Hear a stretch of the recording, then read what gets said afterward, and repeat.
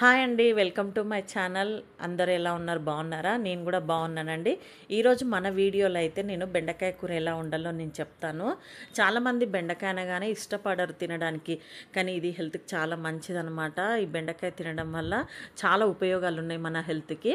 అయితే కొంతమంది కొత్తగా వంట చేసే వాళ్ళు, నేర్చుకునే వాళ్ళు ఉంటారు కదా! అంటే ఇప్పుడు 10థ్ క్లాస్ అమ్మాయిలు కానీ, ఇప్పుడు బ్యాచిలర్స్ కానీ, వేరే దగ్గర జాబ్ చేస్తున్న అమ్మాయిలు కానీ వంట చేయాలి అని అనుకుంటే బెండకాయ కొనరు మ్యాక్సిమం.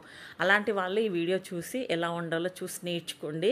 అంటే కొంచెం మీకు హెల్ప్ అవుతుందని వీడియో చేసిన నేను. మనము ఫస్ట్ బెండకాయలు కట్ చేసి పెట్టుకోండి. తర్వాత సరిపడంత ఆయిల్ తీసుకొని వేడయ్యాక ఒక మీడియం సైజు ఉల్లిగడ్డ అయితే కట్ చేసి వేసుకున్నాను. తర్వాత 4 పచ్చిమిర్చి వేసుకొని ఉప్పు, పసుపు వేసేసిన తర్వాత ఉల్లిగడ్డ కొంచెం మామూలుగా ఉడికిన తర్వాత నేను బెండకాయలు యాడ్ చేస్తున్నా చూడండి. ఈ బెండకాయలు మరీ చిన్నగా కట్ చేయకండి. ఎందుకంటే చిన్నగా కట్ చేస్తే అవి కలిపేటప్పుడు స్మాష్ అయ్యే ఛాన్స్ ఉంటుంది. అందుకే కొంచెం ఇట్లా నేను ఎట్లయితే కట్ చేసినో కొంచెం పెద్దగానే, అంటే మరీ పెద్దగా కూడా కాదు, ఇట్లా మీడియంగా కట్ చేసుకోండి. కట్ చేసుకొని అందులో యాడ్ చేసుకొని ఒకసారి కలిపి ఇట్లా మూత పెట్టేయండి. ఒక 5 నిమిషాలు సిమ్లో పెట్టిన తర్వాత చూడండి బెండకాయ అనేది ఉడకలేదు, కాకపోతే మెత్తగా అయింది, కొంచెం మెత్తబడ్డది అనమాట మనకు. ఇప్పుడు ఈ బెండకాయలో 2 మీడియం సైజు టమాటాలు అయితే కట్ చేసుకొని వేసుకుంటున్నాను. అయితే ఇక్కడ ఏంటంటే కొంతమంది కారం వేసేస్తారు. కారం వేయడం వల్ల ఏమవుతుందంటే అడుగంటుతుంది, అంటే మనము తొందరగా వాటర్ వేయాల్సి వస్తుంది అనమాట.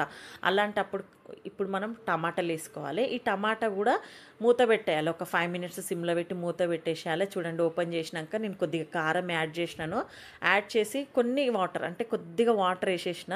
చూడండి ఇప్పుడు మనకైతే ఇందులో టమాటా ఉడికిపోయింది, బెండకాయ కూడా ఉడికిపోయింది. అట్లాగే కొద్దిగా ఎసరు వేసిన నేను అడుగంటకుండా. మనము ఇప్పుడు మూత పెట్టేసి మరొక 5 మినిట్స్ కానీ 10 మినిట్స్ కానీ సిమ్లో పెట్టేసుకున్నాం అనుకోండి, అయిపోతుందండి. చూడండి వేడి వేడిగా మనకు బెండకాయ కర్రీ అయితే రెడీ అయిపోయింది. ఇందులో చూడండి ఎక్కడ మనకు బెండకాయ స్మాష్ అయినట్టు కనిపించట్లేదు. అంటే మనకు మ్యాక్సిమం మనకు బెండకాయలు మనం ఎట్లా కట్ చేసి అయితే వేసుకున్నామో అట్లాగే ఉంది. అంటే కూర స్మాష్ అవ్వలేదు, ఇట్లా విడివిడిగా మంచిగా ఉందన్నమాట. ఇది చపాతీలో కానీ రైస్లో కానీ తీసుకోండి, చాలా బాగుంటుంది. ఇట్లా ఒకసారి ట్రై చేయండి. Thanks for watching. బాయ్.